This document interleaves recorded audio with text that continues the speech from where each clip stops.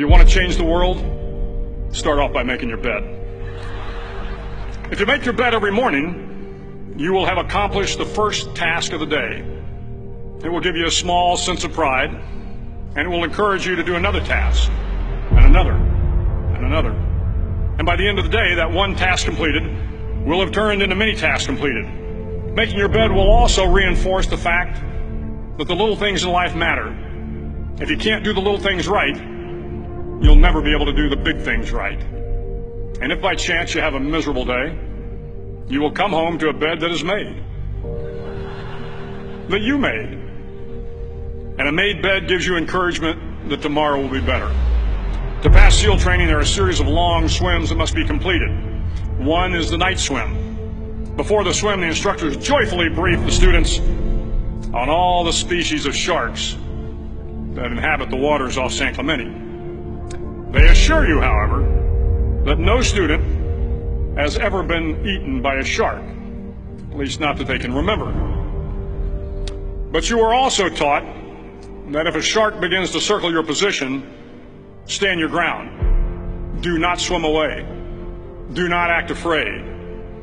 And if the shark, hungry for a midnight snack, darts towards you, then summons up all your strength and punch him in the snout, and he will turn and swim away. There are a lot of sharks in the world. If you hope to complete the swim, you will have to deal with them. So if you want to change the world, don't back down from the sharks. Over a few weeks of difficult training, my SEAL class, which started with 150 men, was down to just 42. There were now 6 boat crews of 7 men each. I was in the boat with the tall guys, but the best boat crew we had was made up of the little guys, the Munchkin crew, we called them. No one was over 5'5".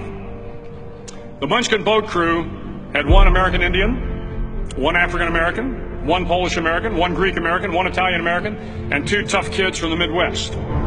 They out-paddled, outran, and outswam all the other boat crews. The big men in the other boat crews would always make good-natured fun of the tiny little flippers the Munchkins put on their tiny little feet prior to every swim. But somehow these little guys from every corner of the nation and the world always had the last laugh, swimming faster than everyone and reaching the shore long before the rest of us. SEAL training was a great equalizer. Nothing mattered but your will to succeed, not your color, not your ethnic background, not your education, not your social status. If you want to change the world, measure a person by the size of their heart, not by the size of their flippers. The 9th week of training is referred to as Hell Week. It is 6 days of no sleep, constant physical and mental harassment, and 1 special day at the Mud Flats. The Mud Flats are an area between San Diego and Tijuana where the water runs off and creates the Tijuana Sloughs, a swampy patch of terrain where the mud will engulf you. It is on Wednesday of Hell Week that you paddle down to the Mud Flats and spend the next 15 hours trying to survive the freezing cold, the howling wind, and the incessant pressure to quit from the instructors. As the sun began to set that Wednesday evening, my training class, having committed some egregious infraction to rules, was ordered into the mud. The mud consumed each man till there was nothing visible but our heads. The instructors told us we could leave the mud if only 5 men would quit. Only 5 men, just 5 men, and we could get out of the oppressive cold.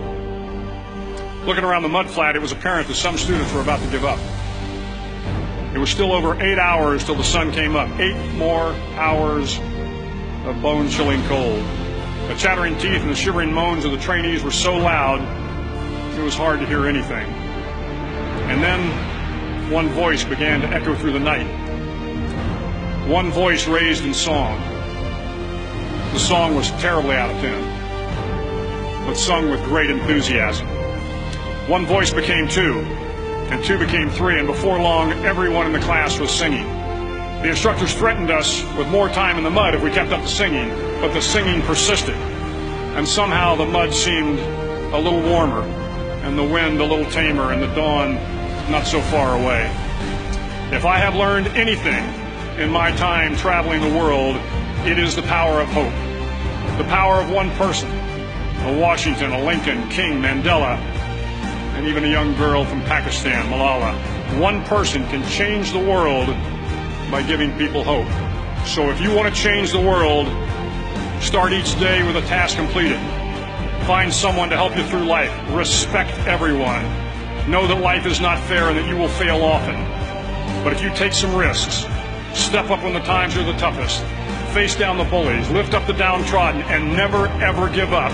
If you do these things, the next generation and the generations that follow will live in a world far better than the one we have today. And what started here will indeed have changed the world for the better.